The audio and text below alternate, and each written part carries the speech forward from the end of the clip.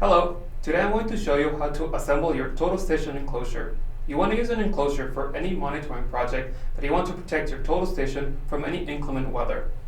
For this guide, we're assuming that you have already set up the base as well as your total station. The first thing you want to do is to remove the 3 nuts on the bottom.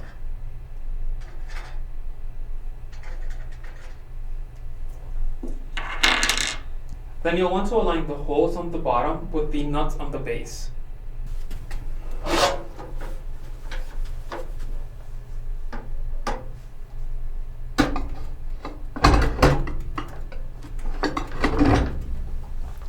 Then you want to take the nuts and screw them back on.